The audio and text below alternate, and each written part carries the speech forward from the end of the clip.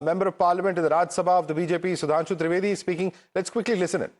अदालत के आदेश को भी नहीं मानेंगे तो फिर इसका मतलब उसके मन में तो एक ऐसी बादशाही आ गई है। इसके लिए मुझे सभापति महोदय वो पुरानी वाली फिल्म अगर लोगों को याद हो तो मुगले आजम का वो सीन याद आता है कि जब अकबर ने अनारकली को कैद कर लिया तो सलीम कहता है जब्त मैं करूं जिसकी की जमीन वीरान हो गई है, जब्त वो न करे जिनके सिर्फ शौ के बाद चाहत को ठेस पहुंची है। ये जिल्ले इलाही की बादशाही नहीं बल्कि खुदाई है। मैं कहना चाहता हूं जो संविधान को न माने, कानून का न माने, इसका मतलब वो अपनी खुदाई में जी रहा है। तो ये वो लोग हैं। और वैसे मैं सभापति महोदय, खुदाई से आजकल बहुत से लोगों को डर लगता है क्योंकि जहां जहां खुदा है वहां वहां भगवान है, जहां जहां खुदा है वहां वहां भगवान है। बाकी आप सब बहुत बुद्धिमान हैं। अब मैं ये भी बात कहना चाहता हूं और वैसे आखिर में उस अनारकली को कैद से छुड़ाने के लिए सलीम का एक हिंदू साथी दुर्जन सिंह ही आया था। मैं कह सकता हूं कि वक्फ की इस मुकद्दस जमीन को अगर कैद करके रखा है तो उन चंद लोगों ने जिनके दिमाग आज भी उन चीजों में भरे हुए हैं कि कोई समझता हम तो किसी जमाने में हुक्मराने वक्त थे, कोई कहता हुजूर नवाब थे, कोई कहता बादशाह आलमगीर थे, कोई कहता है बादशाह गाजी जिंदा पीर थे। तो नदीमुल हक साहब ने जो बोला था ना, किसी के बाप का हिंदुस्तान थोड़ी है, बिल्कुल मैं कहना चाहता हूं जिन्होंने इस देश के लिए खून बहाया उनके बाप का हिंदुस्तान है, उस गरीब मुस्लिम कारीगर के बाप का हिंदुस्तान है। पर जो ये कहते हैं कि आगरे का लाल किला किसके बाप ने बनवाया, आगरे का किला किसके बाप ने बनवाया, दिल्ली का किला किसके बाप ने बनवाया, हैदराबाद का चार मीनार किसके बाप ने बनवाया, उसके बाप का यह हिंदुस्तान नहीं है। और उसके बाद भी जो आप करना चाहते हैं, अगर इस रास्ते में आप कांटे बिछाना चाहते हैं तो उनके लिए एक लाइन कहना चाहता हूं सभापति महोदय, तेरी तमन्ना है पर हम खार न बोने देंगे, खार कांटों को कहते हैं, तेरी तमन्ना है पर हम खार न बोने देंगे, तुझे हम राह की दीवार न होने देंगे, तू सबको रौंद कर आगे जो निकलना चाहे हम तेरी इतनी भी रफ्तार न होने देंगे। और इसीलिए हमारी सरकार ने इस विषय के ऊपर एक सही और सटीक प्रयोग करने का प्रयास किया है। मैं दूसरी बात यह भी बताना चाहता हूं, हमारे डीएमके के तिरुचि शिवाजी ने अनायास अकारण ये बात बोली थी कि उस समय जब जिन्ना का उल्लेख करते हुए उन्होंने कहा कि पार्टीशन के समय, तो मैं उनके सुलभ संज्ञान के लिए बता देता हूं 1946 की कॉन्स्टिट्यूएंट असेंबली में मद्रास प्रेसिडेंसी में 30 आउट ऑफ 30 सीट जो थी वो मुस्लिम लीग ने जीती थी विद 95% ऑफ वोट्स, और एक भी मुस्लिम वहां के बाद बाहर नहीं गया। इसलिए मैं ईमानदारी से कहना चाहता हूं फैक्ट को समझिए।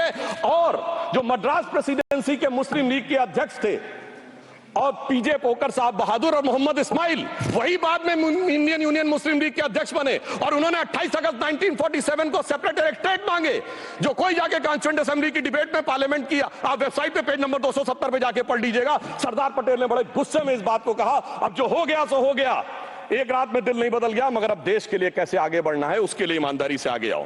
और खैर मैं अंबेडकर जी और पटेल जी के बहुत सारे वो कोट कर सकता हूं, सारी बातों को छोड़िए। मगर अफसोस की बात यह है सर कि अभी मनोज झा जी ने बोला था हम में से कोई शक है, कोई हूण है और ये करिए। अरे भैया जमाने चले गए, अब जेनेटिक सीक्वेंसिंग का जमाना आ गया है। और जेनेटिक सीक्वेंसिंग ने क्या प्रूव किया है, दुनिया के सबसे बड़े मुस्लिम देश इंडोनेशिया के राष्ट्रपति आए थे और राष्ट्रपति भवन में उन्होंने डिनर के दौरान कहा कि few weeks back I got my genetic sequencing done and I was told that I am an Indian gDNA. अरे साहब कहां गुलामी की मानसिकता में पड़े हुए हैं सभापति महोदय। और यहां गुलामी की मानसिकता इस कदर पैबस्त है लोगों के दिमागों में, किसी सदन के एक सदस्य यहां विराजमान है, वो उस समय महाराणा सांगा का उल्लेख कर दिए।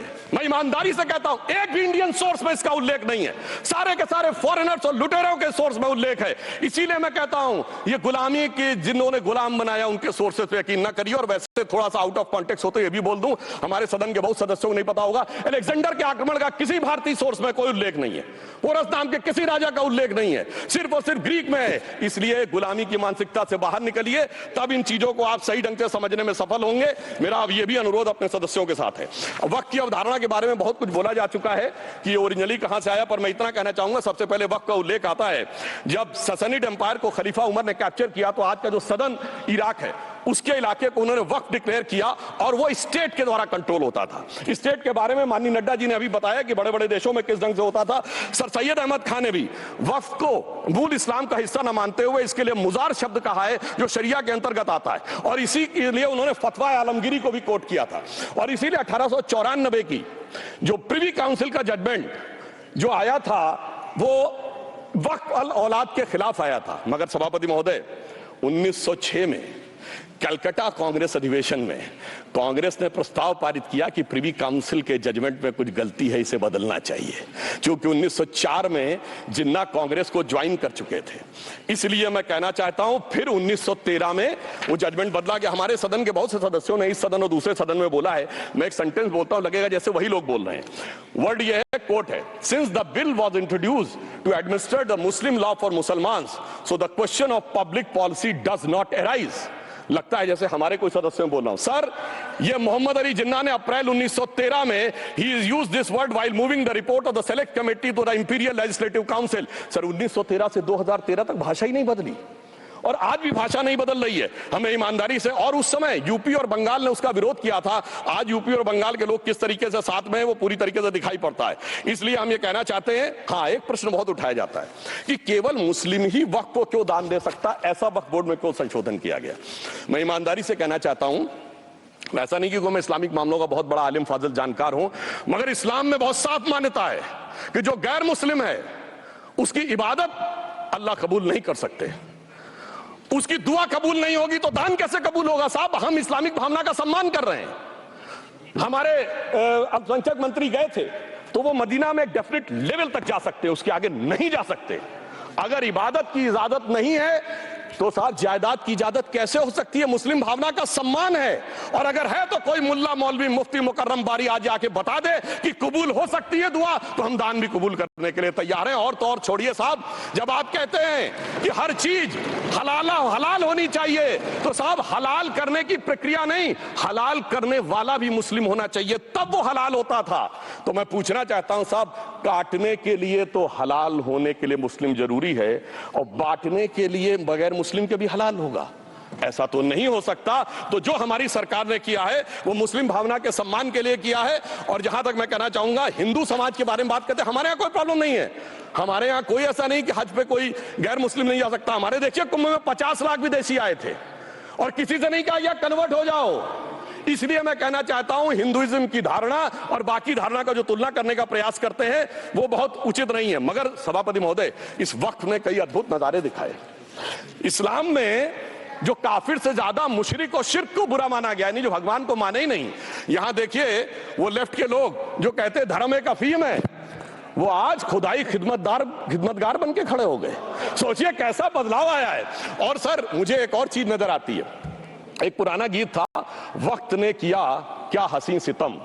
तो आज मैं कहना चाहूंगा, वक्फ ने किया क्या हसी सितम कि मुस्लिम लीग और शिवसेना मिलके हो गए हम।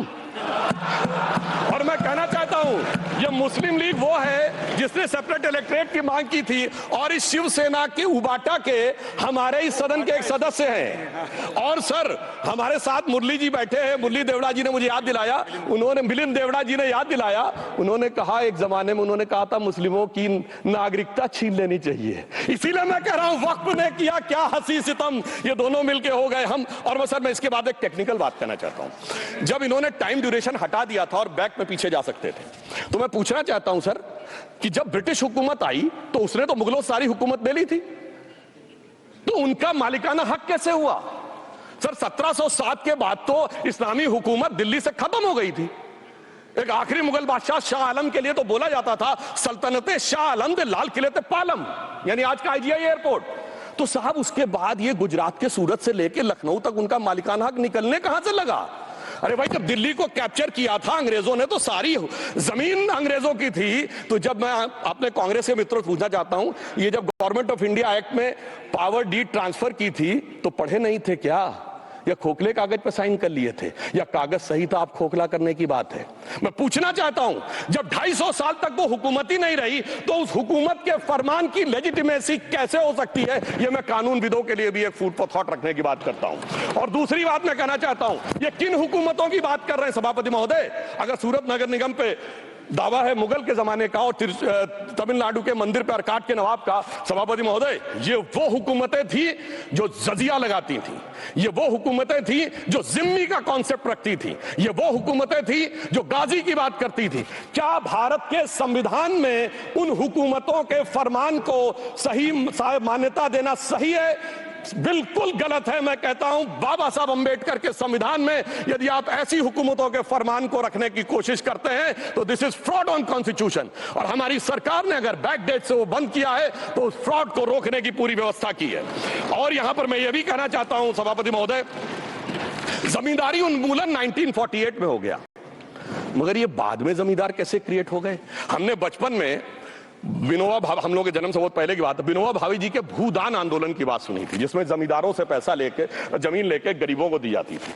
पर सभापति महोदय, कभी आपने सुना कि गरीबों की जमीन जमींदारों को मिल जाए? वो 2013 के बोर्ड ने वो व्यवस्था कर रखी थी। यानी वो भूदान आंदोलन था गांधी जी के शिष्य विनोबा जी का, तो आज के गांधियों के नेतृत्व में भू हड़प आंदोलन शुरू हो गया। अगर वो भूदान आंदोलन था तो ये भू हड़प आंदोलन था। इसलिए मैं एक और बात भी कहना चाहूंगा सभापति महोदय कि जिन हुकूमतों के फरमान की बात की जाती है, एक और फैक्ट है, इसको कोई अन्यथा न ले, जितने मुस्लिम बादशाह अलाउद्दीन खिलजी के बाद उन्होंने बगदाद की खलीफा का खुतबा पढ़ा है। That is a foreign rule, it's on record. कैसे उसको भारत सरकार मान्यता दे सकती है? इसलिए मैं कहना चाहता हूं जरा सा गौर से देखेंगे तो हकीकत आपके सामने आ जाएगी। और क्या कभी किसी ने कल्पना की, किसी क्रिश्चियन ने तो नहीं कहा कि इंडिया गेट हमारा है, गेटवे ऑफ इंडिया हमारा है, और चर्च नहीं सही फिर भी चर्च गेट हमारा है? तो फिर ये केवल किसी एक के दिमाग में क्यों आती है? हमने जो इवैक्यू एक्ट के तहत दे दिया था पाकिस्तान के गए लोगों को, क्या हमारे जो सिख और हिंदू भाई आए थे उनकी जमीनें मिली? अरे महाराजा रणजीत सिंह की राजधानी लाहौर थी और काबुल तक था राज, तो क्या उन्होंने जमीनें नहीं दान दी होगी गुरुद्वारे और मंदिरों को? वो मिली? अरे वो तो छोड़िए, ननकाना साहब और करतारपुर साहब तक नहीं मिला था। इससे दिखाई पड़ता है कि कितनी एक तरफा हम लोगों ने कोई निगोशिएट ही नहीं किया और उसे करने की बात कही थी। इसलिए मैं कह सकता हूं सर कि अब हमारी सरकार ने जो संशोधन किए हैं, अब ये मजहबी हुकूमत के फरमान से नहीं, बाबा साहब अंबेडकर के संविधान से चलने वाला है। अब मैं अंत में उस विषय के ऊपर आता हूं जिसे सांप्रदायिक राजनीति बनाम सेकुलर राजनीति इसके ऊपर कहा जाता है। सभापति महोदय, मैं बताना चाहता हूं कि जब आजादी मिली उसके बाद क्या किसी ने डिमांड किया था कि हमें वक्फ बोर्ड चाहिए? नहीं किया था। फिर क्यों 54 में दिया गया? किसी मुस्लिम ने डिमांड किया क्या कि मदरसे चाहिए? फिर क्यों दिया गया? मुस्लिम समाज तो राष्ट्र की मुख्य धारा में आने को तैयार था, इसीलिए यूसुफ खान, दिलीप कुमार के नाम से आने में उन्हें कोई प्रॉब्लम नहीं थी। महजबीन बानो को मीना कुमारी के रूप में आने में प्रॉब्लम नहीं थी। मुमताज बेगम को मधुबाला बन के आने में प्रॉब्लम नहीं थी। हामिद अली को अजीत के रूप में आने प्रॉब्लम नहीं थी।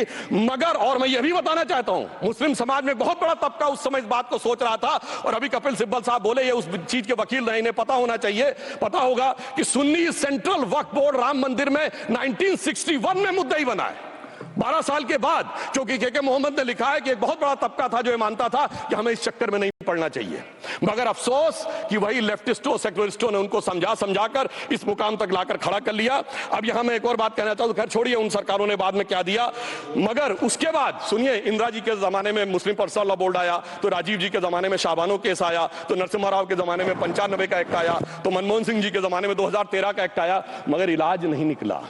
तो इसे एक शेर में कहूंगा कि मरीजे सेकुलर इश्क पर लानत खुदा की, मर्ज बढ़ता गया जो जो दवा की। अब मैं सभापति महोदय एक और बात कहना चाहता हूं, शुरू के 20-25 साल में मुस्लिम समाज के बारे में मैं कहना चाहता हूं। आज जब आजादी मिली तो मुस्लिम समाज के प्रतीक कौन थे? उस्ताद बिस्मिल्लाह खां, उस्ताद फरीदुद्दीन डागर, उस्ताद बड़े गुलाम अली, उस्ताद जाकिर हुसैन जिनकी अभी कुछ दिन पहले डेथ हुई, बड़े बड़े नगमा निवार, हसरत जयपुरी, मजरूर सुल्तानपुरी, साहिर लुधियानवी, कैफी आजमी, जोश मलियाबादी, जिगर मुरादाबादी। अब सर क्या हो गया? तब मुस्लिम समाज इन अदब के शाहकारों के साथ जोड़ा जाता था। आज मुस्लिम समाज का नेतृत्व किन लोगों के साथ जोड़ता है? इशरत जहां, याकूब मेनन, मुख्तार अंसारी, अतीक अहमद, दाऊद इब्राहिम। कौन जोड़ रहा है ये? तब से सर, जब से ये सेकुलर हो गया देश 1976 से और सेकुलर सियासत शुरू हुई, उसने ले जाकर इनको इस मुकाम तक पहुंचाया। और इस वक्फ बोर्ड के बिल में भी जो बात कही जा रही है सर, मुस्लिम समाज को यह समझाया गया कि तुम्हें बीजेपी वालों को तुमसे बड़ी अदावत है, और कहा गया इनको बड़ी मोहब्बत है। जब यह देश आजाद हुआ, मैं उत्तर प्रदेश का रहने वाला हूं, उत्तर प्रदेश में 1931 की संसद में 8% रेट ऑफ लिटरेसी थी और सैयद मुसलमानों में 24% थी।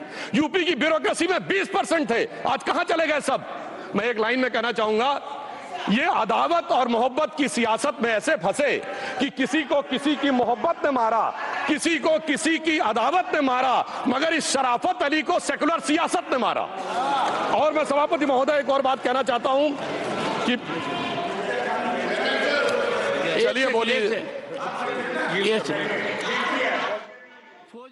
All right, fiery speech there by Sudhanshu Trivedi of the BJP in the Rajya Sabha. We're going to slip into a quick break, but do continuously watch our coverage through the night. We're going to be dipping into that particular debate and getting you all the updates from Parliament. For the moment, slipping into a quick break.